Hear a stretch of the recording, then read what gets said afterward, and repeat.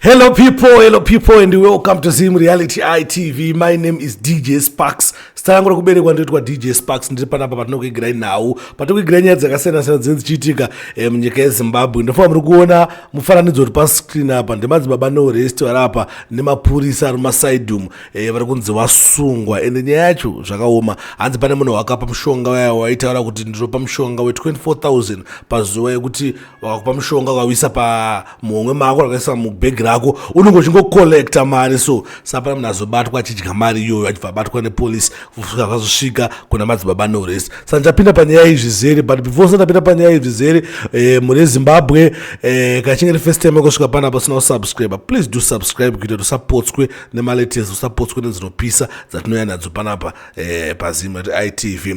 Iyo zvechimwe njiri very important. Ndapinda panyaya iyi ndeyekuti kana uchingoida kuzodhirila bhoho rako ndauya netimu yangu yeAbsolute Wetlands iri kuti uyai tikudhirila mabhoho nemaprice ari reasonable. Ndofana muona pazasaba apa ndo pari kufamba namba dzavo, saka munongowabata then ubva kuitira maservices ese ari apa.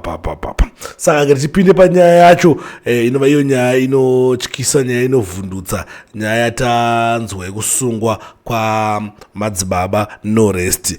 Madzibaba no arrest kuno vasingavazivi ndi madzibaba wenguo tsvuku vanorapa vachiita nzira yenguo tsvuku. Vaitaura kuti ivo vanopa munhu mushonga wekuti pazuva unokoleta 24,000. Hanzi pane mushonga vanokugadzirira wekuti wakapinda nawo mutauni umu une 24,000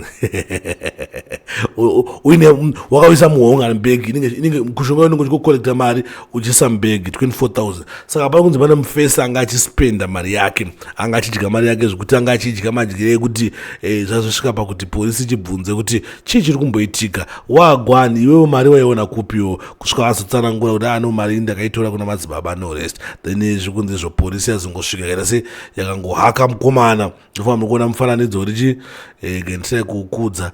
Ndofana muri kuona mufananidzo vanakabhacha ndo madzibaba no arrest vava. Saka ndofana muri kungozvionera mega. Hanzi polisi yazongoti kuiwo kudya mari kuenda kuposvika vanovabata. Saka izvizvi madzibaba no arrest vasungwa, madzibaba no arrest vari mukati. Saka tichange tichizonzwa kuti zviri kufamba sei, zviri kuita sei. Saka ameno bhozi mari yacho haitsananguriki kuti kubva kupe mari inodowo inenge ichinzi ano ndamboshandawo pakati ndambodayo, but iyi yazongoita se iri kuzongonekwa yamubhegi.